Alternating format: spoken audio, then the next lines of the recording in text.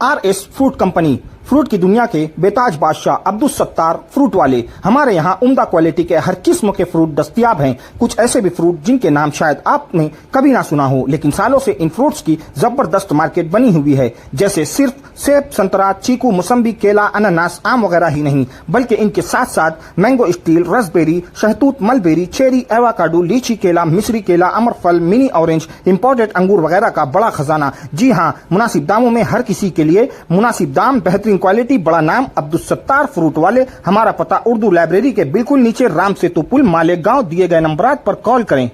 मालेगांव शहर गरीबों का शहर है, पावरलूम मजदूरों की बस्ती है। 67% लोग जो है कच्चे इलाकों में, झोपड़पट्टियों में रहते हैं। जो लोग रोज़ाना मेहनत मजदूरी करते, कमाते, तो उनका घर चलता है। राशन दुकानों से उनको अनाज मिल जाता है तो उनको बहुत बड़ा सहारा हो जाता है। हम लोगों ने तकरीबन 6-8 महीने से मुसलसल कोशिश करके हम लोग राशन कार्ड लोगों का बनवा रहे हैं और उनको जो है अनाज मिले, इस सिलसिले में हम लोग कोशिश कर रहे हैं। 6 महीने से कई टप्पे में हमने लोगों को राशन कार्ड दिया है। अभी भी राशन कार्ड की ही तकसीम और वाटप था। बहुत सारे ख़वातीन और मर्द हजरात आए थे, उनका राशन कार्ड बन गया तो उनको बुला लिया था, उनको राशन कार्ड दिया गया है। उसमें ज़्यादातर ख़वातीन हैं, मर्द हजरात कामकाज के लिए, लूम चलाने के लिए कारखाने में है। उसी सिलसिले में अभी ये राशन कार्ड की तकसीम थी। जब से हमारा मुल्क आज़ाद हुआ है उस वक्त से लेकर के आज तक, आज फ़लस्तीन पर जो गुज़र रही है हम पर गुज़र चुकी है। अंग्रेज़ों ने हमारे मुल्क पर कब्ज़ा कर लिया था और हमने जो है हिंदुस्तान की तमाम बिरादरी ने, तमाम कौमों ने और तमाम धर्म के मानने वाले लोगों ने मिल कर के अंग्रेज़ों से आज़ादी की लड़ाई लड़ी और अपने देश को आज़ाद करवाया। तो इस मरहले से हमारा देश गुज़र चुका है। हम भी ग़ुलामी की ज़िंदगी गुजार रहे थे। आज फ़लस्तीनियों के साथ वही हो रहा है जो कभी हमारे साथ हुआ था। और आज़ादी के लिए, अपने हक़ के लिए, अपनी ज़मीनों को, अपने इलाक़ों को हासिल करने के लिए वो लोग जद्दोजहद और कोशिश कर रहे हैं। और हमारा देश जो है हिंदुस्तान, ख़ारजा पॉलिसी उसकी यही है कि फ़लस्तीनियों को उनका हक़ मिलना चाहिए। यही बात हमने कही थी। तो इसमें जो फ़िरका परस्त तंजीमें हैं मुल्क भर में, उन्होंने जो है मेरी बात से इख्तिलाफ़ किया, अपोज़ किया और मेरे बयान की उन्होंने मज़म्मत की।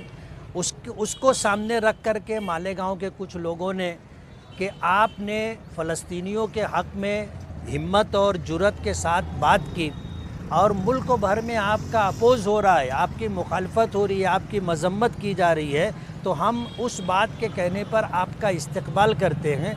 इस उन्वान से कुछ लोगों ने मेरा इस्तक़बाल किया था। मालेगांव में जो हमारे मुखालिफिन हैं उनका पेट बहुत ज़्यादा दुखने लगा।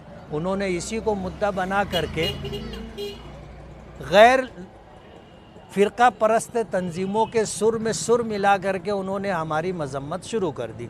और हमने ना प्राइम मिनिस्टर की मुखालफत की है, ना हमने किसी मिनिस्टर की मुखालफत की। हम तो देश की ख़ारजा पॉलिसी जो है उसी पॉलिसी की बात कर रहे हैं। अब अगर किसी को अच्छा लगता हो तो अच्छी बात है, बुरा लगता हो तो हमें उससे कोई लेना देना नहीं। किला झोपड़पट्टी वालों के ऊपर लटकती तलवार है। मुल्क, हमारे स्टेट के अंदर जो फ़िरका परस्त लोग हैं, पिछले दिनों आपके रिकॉर्ड में ये बात होगी कि नीतीश राणे मालेगांव आया था और मालेगांव आने के बाद उसने किला झोपड़पट्टी के लोगों को धमकी दी थी कि मैं बुलडोज़र लेकर के आऊँगा और 8 दिन के अंदर पूरी झोपड़पट्टी 8 दिन के अंदर खाली होना चाहिए, नहीं तो मैं बुलडोज़र चला दूँगा। इस तरह की बात उसने कही थी। अब बात यह है कि लोगों का ऐसा है ना, कहना है कि ये आसार कदीमा की जगह है फ़िरका परस्तों का, लेकिन ऐसा कुछ भी नहीं। ये सरकार की जगह है और सर्वे नंबर 109 में किला भी है, सर्वे नंबर 109 में खंदक भी है। सर्वे नंबर 109 में किले से लग करके खंदक के बाहर जो झोपड़पट्टी बसी हुई है उसको उजाड़ने का प्रोग्राम बना रहे हैं। अब बात ऐसी है कि सर्वे नंबर 109 किले के अंदर 1960 के आसपास उनको जगह दी गई है और म्यूनिसपैलिटी ने उनको बांध काम का एनओसी भी दिया और दोबारा उनको 1962 के अंदर मज़ीद बांध काम करना था तो म्यूनिसपैलिटी ने उनको एनओसी दिया था और अभी करीब के अंदर उनको नई इमारत बनानी थी तो कारपोरेशन ने उनको एनओसी दिया। अब जाहिर बात है कि अगर आसार कदीमा की जगह है तो किले के अंदर जो स्कूल चल रहा है वो भी आसार कदीमा में आएगा। अगर झोपड़पट्टी को आपको हटाने का है तो स्कूल भी आपको हटानी पड़ेगी, लेकिन स्कूल से हमारा कोई लेना देना नहीं है। हम अपनी बात करते हैं कि तुमने उनको रखा है तो जिन बुनियादों पर उनको रहने का हक़ है हमको भी उन्हीं बुनियादों पर रहने का हक़ है। ये मामला लोक आयुक्त में चल रहा है। अभी पिछले दिनों जो है तलाठी ने जो है उनको नोटिस दिया है और उस नोटिस को ले कर के वो लोग मेरे पास आए थे और कई दिनों पहले मुझे भी इसका इल्म हुआ था तो नोटिस जो है हमने हासिल कर लिया था। इसी सिलसिले में हमने बात की। तो अभी एडिशनल कल मैं गया था प्रांत और तहसीलदार से बात किया, आज एडिशनल कलेक्टर मैडम से बात करनी है कि ये जो सूरत हाल है इन सूरत हाल में हमें इंसाफ मिलना चाहिए और झोपड़पट्टी में जो लोग रहते हैं उनको उसी जगह पर जो है घर बना कर देना चाहिए। पिछले दिनों सूरज मांडरे साहब जब कलेक्टर थे उन्होंने यही आदेश दिया था कि इसका सर्वे किया जाए और लेआउट किया जाए और लेआउट करने के बाद इनको पंत प्रधान आवास योजना के अंदर घर बना करके दिया जाए। हम चाहते हैं कि यही हो।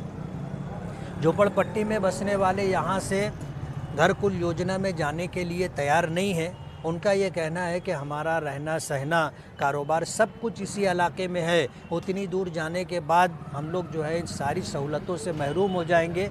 जब सरकार ने लोक आयुक्त के आदेश के ऊपर कलेक्टर ने जो है जब ये सब कुछ किया है तो कारपोरेशन हो चाहे फिर रेवेन्यू डिपार्टमेंट के लोग हों वो लोग हमारी बात माने और हमको इसी जगह पर रहने का मौका दिया जाए और सरकार हमें यहाँ बसाना चाहती है तो पंत प्रधान आवास योजना के अंदर घर बना करके हमको दिया जाए। नीतीश राणे ने इसी बात को मुद्दा बनाते हुए एक बात और कही थी कि रोहिंग्या और बांग्लादेशी मालेगांव में उनकी बस्तियाँ बसाई जा रही हैं। ये बात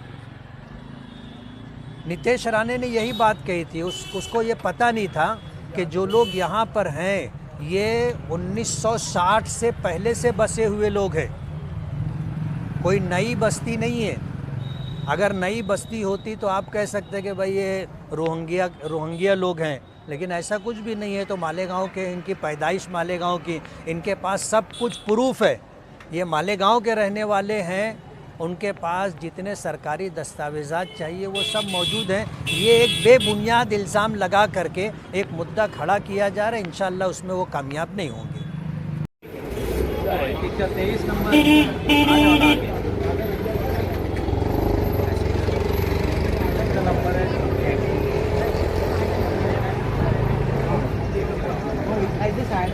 वो ये तो किनारे हो जाए,